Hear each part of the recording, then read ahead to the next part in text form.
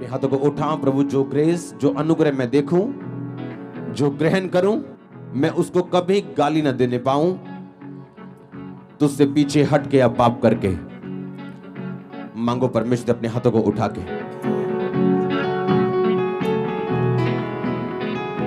प्रभु यीशु मसीह के सामर्थी नाम में मांगते हैं। रोमियो की पुस्तक 9 उसकी 13 आयत को हम पढ़ेंगे। उसमें लिखा, जैसा लिखा है कि मैंने याकूब से प्यार किया और एसाव को अप्रिय जाना। 11 आयत में लिखा, अभी ना तो बालक जन्मे थे, ना उन्होंने भला या बुरा किया था, इसलिए कि परमेश्वर की मनसा जो चुन लेने के अनुसार है, कर्मों के अनुसार नहीं, परंतु बुलाने वाले के कारण है, बनी रहे। उसने कहा, जेठा छोटे का दास होगा, जैसा लिखा है मैंने याकूब से प्यार किया और एसाव को अप्रिय जाना। परमेश्वर ने आपको चुना फल लाने के लिए, हाँ या ना? अगर आप परमेश्वर में आ चुके हैं, बपतिस्मा ले चुके हैं, यीशु मसीह को अपना उद्धारकर्ता ग्रहण कर चुके हैं, तो बाइबल कहती है आप चुने गए हैं फल लाने के लिए। बोने वाला बीज बोने के लिए निकला, एक बीज मार्ग के किनारे गिरा, एक बीज पथरीली भूमि पे गिरा, एक झाड़ियों के बीच गिरा, एक उत्तम भूमि पे गिरा। 30 गुना, 60 गुना, वो 100 गुना फल लेके आया। इसका मतलब बीज में ताकत है कि वो 100 गुना फल लेके आ सके, हाँ या ना? उसी तरह से जब आप परमेश्वर में आते हैं, उद्धार करता यीशु मसीह को ग्रहण करते हैं, परमेश्वर में अपना जीवन प्रभु को देते हैं, आपके अंदर 100 गुना फल लाने की ग्रेस और ताकत काम करती है।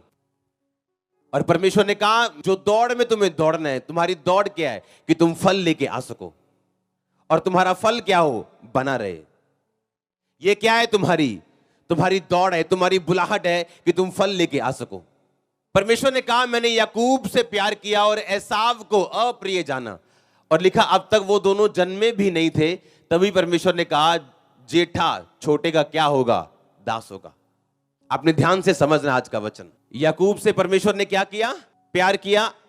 एसाव को अप्रिय जाना। अगर अब तक आपके बच्चे जन्मे ही ना हो दोनों, और परमेश्वर कहे कि जेठा बड़ा जो होगा वो छोटे का दास होगा, और बड़े को मैं प्यार नहीं करूंगा और छोटे से प्यार करूंगा, तो क्या ये नाइंसाफी नहीं? अभी तो उन्होंने पाप किया ही नहीं है कुछ भी। बाइबल कहती है परमेश्वर अपने पूर्व ज्ञान के अनुसार, यानी परमेश्वर आज जानता है कि आप स्वर्ग में जाएंगे या नरक में जाएंगे। फिर आप बोलोगे, अगर परमेश्वर जानता है कि मैं स्वर्ग में जाऊंगा या नरक में जाऊंगा तो मैं कुछ भी करूं।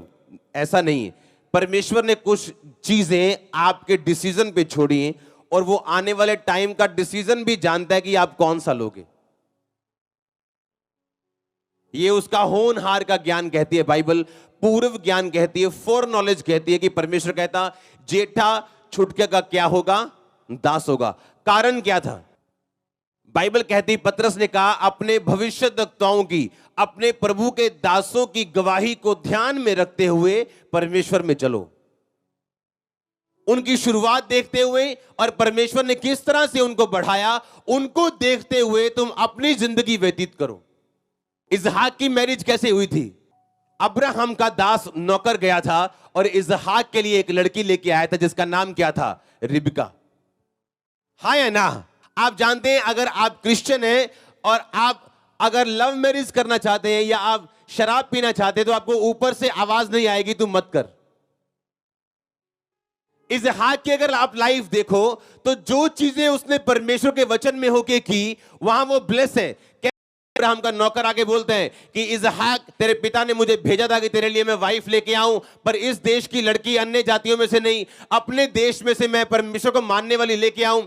अब मैं ये लड़की लेके आया हूं, ये परमेश्वर की इच्छा है। और बाइबल कहती है इसहाक ने कहा, ठीक है, परमेश्वर की इच्छा को मैं स्वीकार करता हूं। और उसने लिखा, रिबका को उसने अपनी पत्नी स्वीकार किया। हाँ या ना?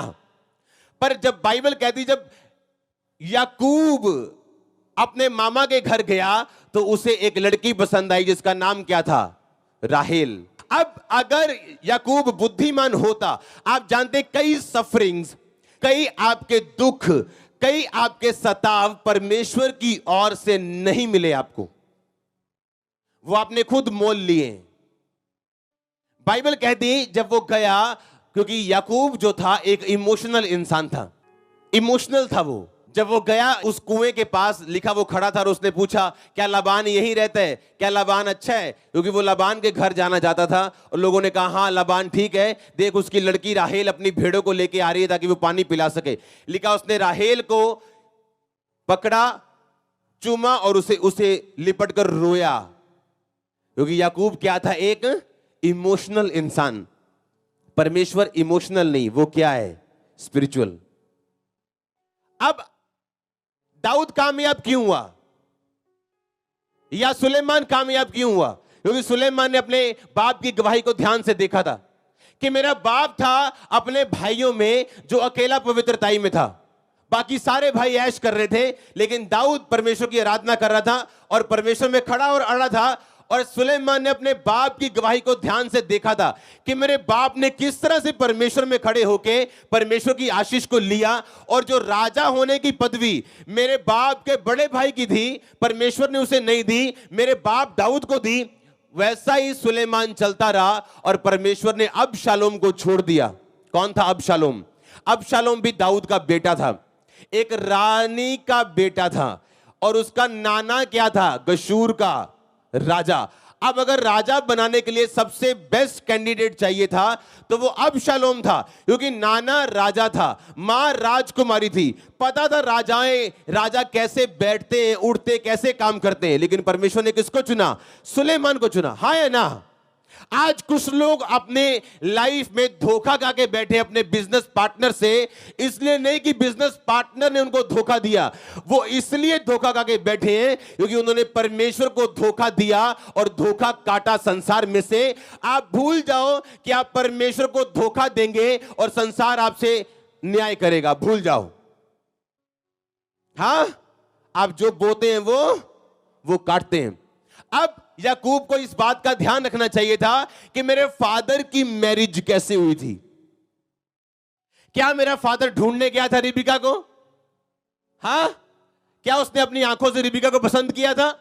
नहीं। अगर आप ध्यान से लाइफ देखें, आप याकूब की और उसके पापा इसहाक की, तो आपको इसहाक की मैरिड लाइफ याकूब की मैरिड लाइफ से 100 गुना ज्यादा ब्लेस नजर आएगी।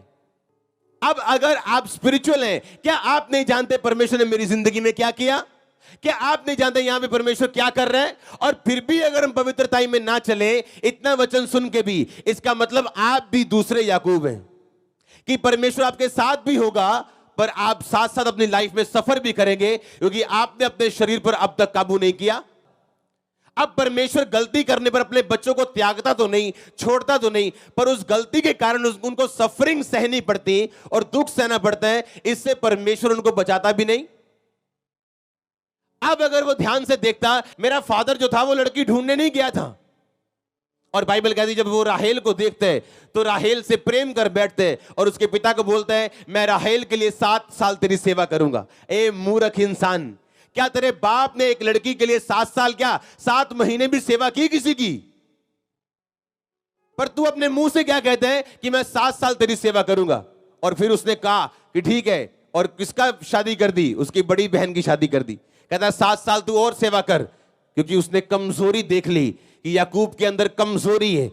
ये लव मैरिज उसकी कमजोरी है, और शैतान आपकी कमजोरियों को फायदा उठा के जो चीज आपको 6 महीने में मिल सकती है, 21 साल और 14 साल लगवाता आपकी लाइफ में। अपने फादर, लिखा अपने भविष्यवक्ताओं की, परमेश्वर के दासों की गवाही को सुनो और उसको फॉलो करो, उसने कहा, क्योंकि वो आपके लिए परमेश्वर ने बनाई है। 14 साल उसने लड़कियों के लिए सेवा की। अभी भी लाबान 7 साल और उसको फंसाना चाहता था। वहां पे मिरेकल हुए याकूब की लाइफ में, परमेश्वर ने उसे छुड़ाया, उसे दर्शन दिए, भेड़ बकरियों वाला मिरेकल उसकी लाइफ में किया कि जब वो चितकबरे बच्चे चाहता था चितकबरे होते थे, काले चाहता था काले होते थे, व्हाइट चाहता था व्हाइट होते थे। मिरेकल किया, पर उसके कारण कि वो इमोशनल था और अपने इमोशंस को फॉलो करता था, उसको अपनी लाइफ में दुख भी झेलने पड़े। आपको ये ध्यान रखना है कि जो ग्रेस आपको मिली है, आप उसको गाली नहीं दे सकते। अगर आप स्पिरिचुअल हैं तो आपको यह समझना चाहिए मेरे आसपास जो हो रहा है वो क्यों हो रहा है। और मैंने कहा अगर आप इस प्रिविलेज को नहीं समझोगे, आप इस ग्रेस को नहीं समझोगे और बॉयफ्रेंड और गर्लफ्रेंड के चक्करों में पड़ोगे और पाप के चक्करों में पड़ोगे, तो आप इस अनुग्रह को गाली निकाल रहे हो कि बाप के पास लाखों भेड़े मौजूद हैं और बेटा जंगलों में जा रहा है शिकार खेलने के लिए। Time Wester. और परमेश्वर ने कहा मैंने इसको अप्रिय जाना।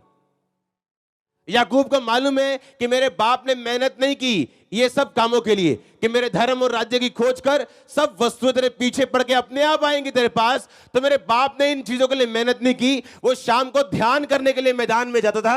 मैं भी प्रभु की ओर ध्यान लगाऊंगा और परमेश्वर मेरा इंतजाम करेगा। पर बाइबल कहती है उसने अपनी आंखों की बात को सुना और 14 साल उस घर में सेवा करता रहा जहां उसकी अपनी सेवा होनी चाहिए थी, पर वो सेवा करता रहा। कुछ डिसीजन आप लेते हो और परमेश्वर आपको मना नहीं करता, पर आपको उसका असर भी अपनी लाइफ में नजर आता है। परमेश्वर आपको छोड़ता या त्यागता तो नहीं है, पर आपको सफरिंग्स में से गुजरना पड़ता है। जो चीजें आपको महान बनाती है वो क्या है? छोटी, पर है क्या? बड़ी। कि क्या आपको नहीं पता आपके फादर की टेस्टिमनी क्या है? क्या आपके स्पिरिचुअल मेंटर की टेस्टिमनी क्या है? तो उसकी टेस्टिमनी को क्यों नहीं फॉलो किया जाए और अपनी लाइफ में वो ब्लेसिंग्स हासिल की जाए? और ये पॉसिबल था। सुलेमान ने किया ऐसा। अपने बाप की तरह चला वो और अपने बाप की तरह बना वो। बाकी भाई नहीं बन सके, अबशालोम नहीं बन सका, किसी को ताकत में भरोसा था, कोई पाप में था, कोई केयरलेस था अपनी लाइफ में। पतरस ने कहा उन भविष्यवक्ताओं को जो तुमसे पहले थे, उनका एंड देख के, उनकी शुरुआत देख के परमेश्वर ने किस तरह से उनको बढ़ाया और आशीषित किया, तुम भी उन्हें फॉलो करो और तुम भी देखते हुए परमेश्वर में चलो। कुछ सफरिंग्स परमेश्वर की ओर से नहीं, किसने मोल लिए? खुद इंसान ने। कुछ सफरिंग परमेश्वर नहीं चाहता याकूब झले, पर वो गया और उसने झली। अपनी मां की बात को सुना, अपने पिता से झूठ बोला, उसकी आशीष ली और भागना पड़ा उसे, जबकि वो ये नहीं जानता था कि ये आशीष पहले से उसकी है, क्योंकि पहलौठा होने का अधिकार उसका भाई उसे बेच चुका है। कोई आशीष, कोई ब्लेसिंग जो गलत रीति से, वचन से बाहर होके आपको मिले, वो एक्चुअल में आपको तंग करेगी बाद में। अपने फादर की गवाही को क्या करना? फॉलो करना। जो गवाही हम सुन रहे हैं, जो अगुवे की गवाही हम सुन रहे हैं, जिस तरह की चर्च में हम जा रहे हैं, उसे फॉलो करना है, उसे एग्जैक्टली फॉलो करना है अपनी लाइफ में, ताकि वो सेम ग्रेस आपकी लाइफ में फॉलो कर सके। कुछ चीजें जहां पे आपको सफर नहीं करना, वो नहीं करना। क्यों जानबूझ के फंसना? क्यों जानबूझ के लड़ाई मोल लेनी? अब आपको मालूम है आप क्रिश्चियन हो, आप मसीह में हो, आत्मा से भरे हुए हो, लेकिन एक कमी है कि लव मैरिज हो रही है। किससे? अन्य जातियों से। अब आप सिर्फ मैरिज नहीं करवा रहे हो, आप उन सब श्रापों को भी आप मोल ले रहे हो जो उसके परिवार के ऊपर है। आप उन सब कर्ज से आपको फाइट करनी पड़ेगी मैरिज के बाद, जो आपके पार्टनर के खानदान के ऊपर है। फिर आप बोलोगे कि हस्बैंड बड़ा अच्छा है, वाइफ बड़ी अच्छी, दोनों से अलग अलग मिले तो दोनों स्वर्गदूत लगते हैं, पर आपस में बनती नहीं, क्योंकि आपने सिर्फ एक मैरिज नहीं की है, आपने उस परिवार के पूरे कर्ज को भी क्या किया? आपने खरीदा है। अब फालतू की मेहनत करो, अब फालतू की प्रेयर करो, अब उसे तोड़ो, अब उसे काउंसलिंग करो, उनके घर वालों को काउंसलिंग करो, उन्हें मसीह में लेके आओ। मतलब जो काम आसानी से मसीह में जाने के, मसीह घराने में शादी करने में हो सकता था, उसको आपने 3, 4, 5, 6, 7, 10 साल लंबा करके फ्री की फालतू की लड़ाई मोल लेके आप बैठ गए हो। एक मैरिज हुई इसहाक की, हुई कि नहीं हुई? याकूब ने कितनी करवाई? हाँ, कितनी कराई? कितनी? 2। और सुखी कौन था? इसहाक। याकूब के घर में बस यही लड़ाई चलती थी। वो छोटी बोलती थी आज वो मेरे साथ सोएगा, बड़ी बोलती थी नहीं आज वो मेरे साथ सोएगा। सारी उम्र निकल गई, बाइबल पढ़कर देख लो अपनी। जिससे याकूब प्यार करता था वो झूठ बोलने वाली औरत थी, चोरी करने वाली औरत थी। याकूब से जो प्यार करती थी उससे याकूब प्यार नहीं करता था। सब कुछ वेस्ट हो गया लाइफ में। कारण क्या? इमोशंस। बंद कर दो वो गाने सुनने जो आपको इमोशनल करें, बंद कर दो। कुछ लोग बोलते हैं याकूब ने भी तो लव मैरिज की थी, उसके जैसी लाइफ चाहते हो तो कराओ, फिर जाओ फंसो, फिर वो मेरे पास आएगा, वो मेरे पास। सारी उम्र निकाल दी उन्होंने। कितने मेरी बात को समझ रहे हैं? अगर आप आसपास का माहौल ना समझे तो आप एक मूर्ख इंसान है। जब आप गाली देते हो अनुग्रह को, कि जो आप पे अनुग्रह हुआ आप उसको गाली देते हो, कि आपको एक ड्यूटी मिली, आपको एक जॉब मिली, अब आप चोरी कर रहे हो, आप गाली दे रहे हो प्रभु के अनुग्रह को, और प्रभु अपने टाइम पे जवाब देता है अगर एकदम से ना दे तो। परमेश्वर ने कहा जो अनुग्रह तुम पे हुआ उसे व्यर्थ मत जाने दो, जो ग्रेस तुम पे आई उसे व्यर्थ मत जाने दो।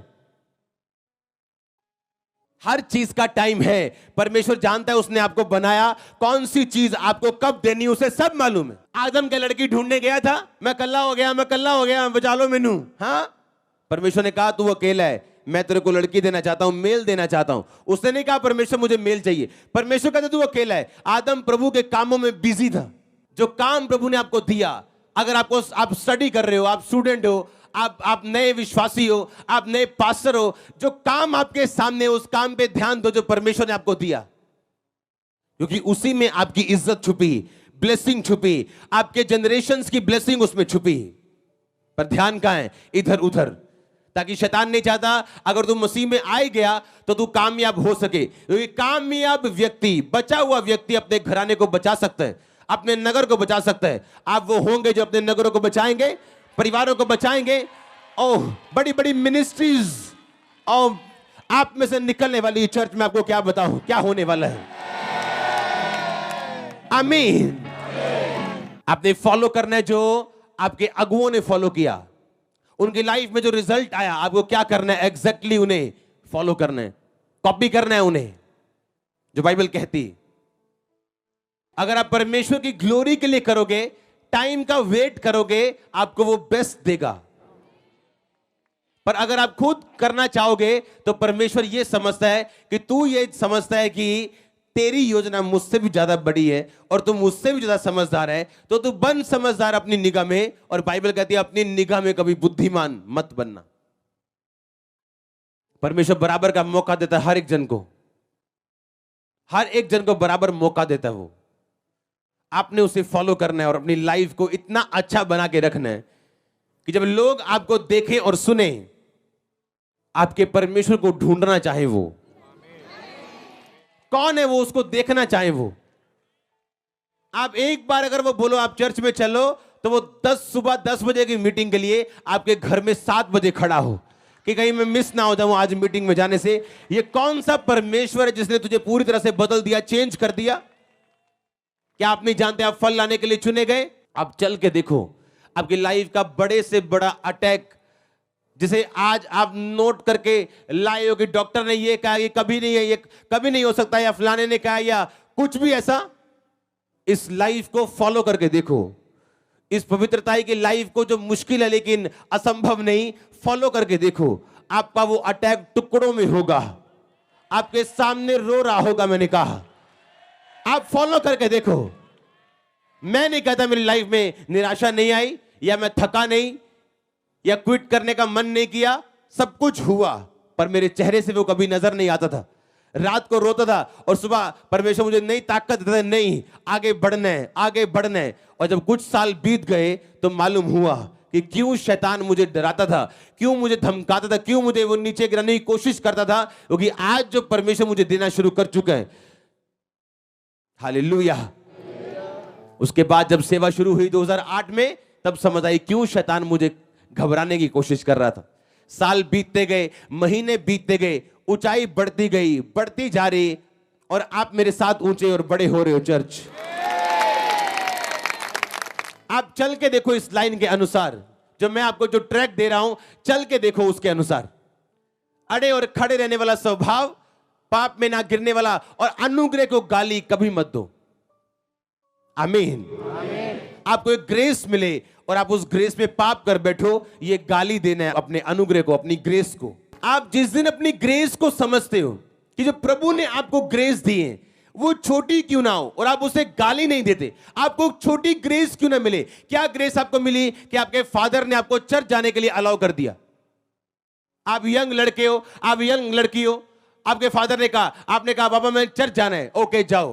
पर अगर चर्च आके आपने गलत काम किया, आपने उस ग्रेस को गाली दी आपने, और परमेश्वर नफरत करता है जब आप अपनी ग्रेस को गाली देते हो। परमेश्वर ने कहा दाऊद क्या तुमने पत्नियां नहीं दी, क्या तुमने राज्य नहीं दिए, मैंने सब कुछ तुम्हें दिया, फिर भी तूने हित्ती उरिया की पत्नी को अपना क्यों किया और हित्ती को क्यों मरवाया? तूने अपनी ग्रेस को गाली दी, इसीलिए उस गाली के कारण अब तू सफरिंग में से होके गुजरेगा, चाहे तू मेरा दास क्यों नहीं है। आपने प्रेयर की, प्रभु ने आपकी लाइफ में काम किया, और आपको लगता है शायद आपकी प्रेयर ने काम किया या फास्टिंग ने काम किया। लोग बैठे हैं प्रेयर फास्टिंग करके, उनकी लाइफ में कोई काम नहीं हुआ। तो अगर आपकी लाइफ में हुआ, बी थैंकफुल। सिर्फ मूर्ख हैं, फूल वही हैं जो अनग्रेटफुल हैं। Only great fools are ungrateful. महान मूर्ख जो हैं वही धन्यवाद ना करने वाले लोग होते हैं। प्रभु ने आपको एक टेस्टिमनी दी, आप चर्च में बैठे हो गवाही लेके, पर आपका ध्यान थैंक्स करने की ओर नहीं है, आपका ध्यान दूसरी गवाही की ओर है। वो कब होगी? पहले पहली का एंजॉय तो कर लो, पहली को दे तो दो, पहली में जी तो लो। अगर आप आज सेटिस्फाइड नहीं है जो प्रभु ने आपको दिया, कल आप नहीं सेटिस्फाइड होंगे, गारंटी है ये। ऐसे लोग हैं जिनको उनकी फैमिली वाले अलाउ नहीं करते आने के लिए ऑनलाइन, और आप बैठे हो सामने ग्रेस ग्रहण करने के लिए। आप जब छोटी बातों में परमेश्वर के हाथ को समझ जाते हो, डिवाइन अरेंजमेंट परमेश्वर का समझ जाते हो कि ये परमेश्वर का डिवाइन अरेंजमेंट है, और उसका फायदा उठाते हो। बाइबल कहती है उस ग्रेस का फायदा उठाओ जो तुम्हारी लाइफ के ऊपर है। हालेलुया। अगर आप अपने अनुग्रह को गाली ना दे तो, जो है चाहे वो छोटा है चाहे वो बड़ा है, क्योंकि जब आप इस लेवल पे आ जाओगे कि सब कुछ आपकी आंखों के सामने बड़े बड़े मिरेकल हो रहे होंगे, तो आपको इतना फेथ दिखाने की जरूरत नहीं, आपको मालूम है परमेश्वर कर रहा है। लेकिन छोटे लेवल से जब आप फेथ दिखाते हैं, अपना विश्वास दिखाते हैं, वो असली बात है। आमीन। वहां से परमेश्वर आपको बनाता है, और जब आप बन जाते हैं, दैट्स इट। यही चाहता है परमेश्वर। आमीन। अपनी ग्रेस को गाली नहीं देनी, जो प्रभु ने आपकी लाइफ में किया उसे खराब नहीं होने देना। आमीन। आत्मिक सेंसिटिव होना है, सेंसिटिव होना है, बुद्धिमान बनना है, जो आपके आसपास परमेश्वर आपके लिए कर रहा है। या तो आप शारीरिक मजे ले लो या ग्लोरियस मजे ले लो। शारीरिक मजे 2 मिनट के, 4-5 मिनट के, ग्लोरियस मजा आपको 24 घंटे आता है। आप 24 घंटे उस मजे को लेते हो, और लोग लेते हैं साथ में। आमीन। अपनी ग्रेस को गाली मत दो। जो जगह प्रभु ने आपको दी है उस पे खड़े रहो, नो मैटर क्या फाइट है, नो मैटर क्या प्रॉब्लम्स है, क्योंकि आपकी ब्लेसिंग उसी प्लेस से शुरू होती जो सर्वशक्तिमान की। हां, ठिकाना कौन पाएगा? जो उसके छाए हुए स्थान में, जो परम प्रधान के छाए स्थान में बैठा रहे, सर्वशक्तिमान की छाया में बैठा रहे का मतलब यशब। यशब का मतलब जो प्लेस आपको मिला उस पे खड़े रहो, खड़े रहो उस पे। एक दिन आपका रिश्तेदार आपको बोल सकता है कुछ नहीं हुआ, गालियां निकाल सकता है, 6 साल 5 साल रुक जाओ, आप ढूंढोगे उसको, कहां गया, मिलना चाहूंगा तुम तुझसे। वो छुपता फिरेगा कि यार इससे मिलना नहीं, अगर मिला तो मुझे गालियां पड़ने वाली है इनडायरेक्टली। आमीन। इनडायरेक्टली गालियां पड़ने वाली है। हालेलुया। और लोग बोलते शायद मैं घमंड कर रहा हूं, मैं घमंड नहीं कर रहा हूं। नेहम्याह को पूछा उसके राजा ने, तेरा मुंह उदास क्यों है? ना तू रोगी है, तेरा मुंह उदास क्यों है? क्योंकि राजा के सामने उदास मुंह से जाने का मतलब राजा की बेइज्जती करना, कि मैं तेरे राज्य में हैप्पी नहीं हूं। तो राजा मरवाते भी थे लोगों को, मार देते थे लोगों को, गुस्से में दंड मिलता था उनको। आप यीशु मसीह की प्रेजेंस में हो और रंग उतरा हुआ है, सूट डाला हुआ है जो प्रेस नहीं किया। ये नहीं कि सूट नहीं है या प्रेस नहीं है, महंगा सूट डालने की जरूरत नहीं, पर कम से कम अच्छा और प्रेस किया और साफ सुथरा तो हो।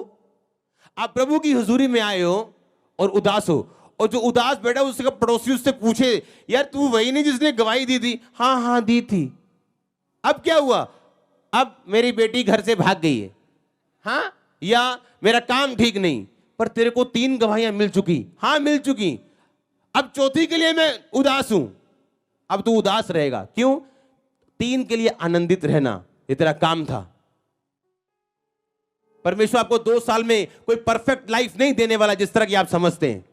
हाँ कि चारों 5 दिशाओं में आप आसमान पे रोज आपको स्वर्गदूत लेने के लिए आएंगे, बादलों पे आपको काम पे छोड़ने जाएंगे। नो नो नो नो, आप फाइट करते हैं, बनते हैं जैसा आपको बनना है, जैसा आप चाहते हैं बनना, और आप बनते हैं वैसा।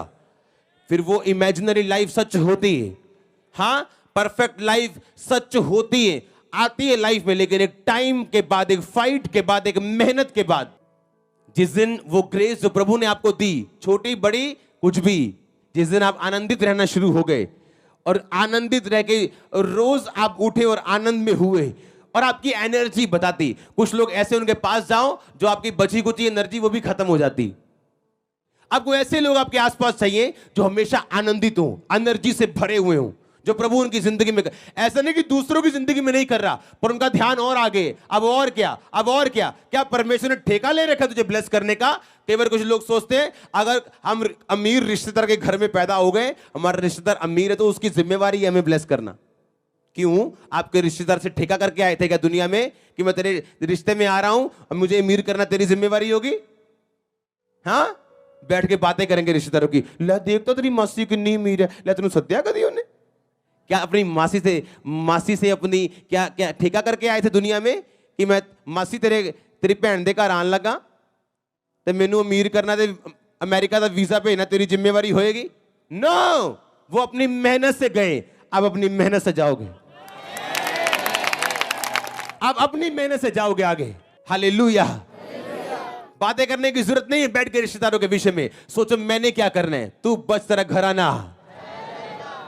तू बच, तू अपनी ग्रेस को गाली मत दे। ऐसे लोग बनो कि लोग जब आपको देखें तो एनर्जी से भरपूर देखें, आनंदित, खुश होके। लेकिन ये नहीं कि आनंदित खुश होने का मतलब ये नहीं आपकी लाइफ में चैलेंज नहीं होगा, होगा चैलेंज, एक तरफ चैलेंज चलता होगा पर आप आनंदित हैं। ऐसा मैं जिया हूं, ऐसे जिया हूं मैं, एक तरफ चैलेंज है लेकिन मैं आनंदित हूं, और फेक आनंदित नहीं हूं, सच में आनंदित हूं। क्यों? हाँ डॉक्टर बोल रहा है मैं बीमार हूं पर मैं स्वर्ग जा रहा हूं, मैं आनंदित हूं। पहले ऐसा आनंद आता है कि जीवन में तो कुछ नहीं हो रहा होता पर मैं आनंदित हूं, फिर प्रभु करना शुरू करता है। आज मेरी लाइफ में सब कुछ है, इस यहां भी वहां भी मैं आनंदित हूं ज्यादा। कुछ लोग होते हैं आप उन्हें देखो तो वो आनंदित नजर आते हैं, आपको एनर्जी से भरे हुए। आप जो आपको मिला पुराना, आप थैंकफुल हो, आप ग्रेटफुल हो। तो हो सकता है जिसके पास नहीं हो मेरा ध्यान उसकी तरफ ना जाए, जिसके पास है उसे मैं ज्यादा दूं। ऐसा परमेश्वर चलता है, उसके लोग भी ऐसे चलते हैं। आपको आनंदित रहना है जो आपके पास है, फेथफुल रहना है जो आपके पाई है, पवित्रताई में रहना है जो आपके पास है। शैतान 100 गेम्स खेलेगा। हाँ आप बंदों की जगह, आप बंदों की झुंड में सेवा कर रहे होंगे दरियों की, और एक बीच में लेडी आ जाएगी। हाँ आपको क्या ये सिर्फ आपकी डेस्टिनी खराब करने का तरीका है? ये मालूम है शैतान को आप बढ़ने वाले हो। अब वो एक पकड़ेगा औरत को या एक बंदे को पकड़ेगा, कहीं ना कहीं से आपको चुप होने के लिए सुई। अगर चुप गई तो आप गए। अगर आप मेरी जगह हो गए, आप दिमाग दिल्ली उधर कर लोगे, क्या मैं देखा ही नहीं तेरे को? आमीन। कितने समझ रहे हैं? आपको दिमाग लगाना है, आप एक फाइट में हो और शैतान आएगा आपके पास 100 बहाने लेके। पुराना शैतान है वो, हजारों साल उसकी उम्र है, बड़े बड़े दास गिरा दिए, लोग गिरा दिए, उसे नस कहां है कमजोरी वाली? जो जीत गया वही खड़ा है आज। मैंने लोग देखे, पास्टर देखे गिरे हुए, सेवा में आए, जेन्युइन शुरू किया, पर अब कहां है? कहीं नहीं। शुरुआत अच्छी करना ठीक ठीक बात है, कोई बहुत बड़ी बात नहीं है। अंत अच्छा करना दुनिया की सबसे बड़ी बात है। आमीन। क्या करना? अंत अच्छा करना दुनिया की सबसे बड़ी बात है। आप देखो शैतान कहां से आ रहा है आपके पास। आमीन। किधर से आ रहा है, कौन से एंगल से आपको घेरने की कोशिश कर रहा है। बुद्धिमान बनो भाई और बहन, बुद्धिमान बनो। आमीन। आपको मालूम होना चाहिए क्या हो रहा है मेरे आसपास। जो आपको प्रभु ने दिया उसको गाली मत दो। ध्यान रखो, आपकी पोजीशन, आपकी बॉडी के सामने मैं पौड़ियां देख रहा हूं जिसमें आपने चढ़ना है, आपकी आंखों के सामने अभी राइट नाउ। जब मैं आपकी ओर देखता हूं बहनों की तरफ, पौड़ियां लगी दिखती है मेरे को जिस पे आपको चढ़ना है बस। और शैतान कोशिश करेगा पूरी कहीं से आपको फंसाए। वो रियल लाइफ में जियो। जो गाने आप सुन रहे हो कभी देखो उनका बना क्या, कहां है वो। और आप गाना सुन सुन के किसको याद कर रहे हो, इमोशनल हो गए हो। यहां जियो धरती पे, असली लाइफ में आ जाओ, हिलाओ एक दूसरे को। आमीन। आ जाओ वापिस असली लाइफ में। आमीन। धरती पे जियो, यहां पे असली लाइफ में। आमीन। अपनी ग्रेस को गाली नहीं देना। आज अगर छोटी ग्रेस है उसमें आप बने हो, खड़े हो, अड़े हो, शक नहीं कर रहे हो, वो बढ़ती जाएगी। वो कोई हल नहीं है आपके परिवार को बचने के अलावा, कोई हल नहीं है आपको बढ़ने के अलावा, कोई हल नहीं आपकी फाइनेंशियल सिचुएशन का हल होने के अलावा, कोई हल नहीं। मैं नहीं कह रहा हूं कि यहां पे आने वाले ज्यादातर लोगों का हल हो जाएगा, मैं ये कह रहा हूं कि सबका हल हो जाएगा। मैं नहीं कह रहा हूं कि बड़ी परसेंटेज है 99.9 जिन लोगों का हल हो जाएगा। मैं कह रहा हूं 100% हल होगा अगर आप खड़े रहेंगे तो। परमेश्वर एक को भी, कुछ भी हो आपकी लाइफ में, बड़ा इंसिडेंट क्यों ना हुआ हो, बड़ी दुर्घटना क्यों ना हुई हो, मसीह में आने के बाद भी कुछ ऐसा क्यों ना हुआ हो, प्रभु आपको खड़ा करेगा, गवाही जरूर देगा, कुछ ऐसा करेगा जो कभी ना हुआ हो।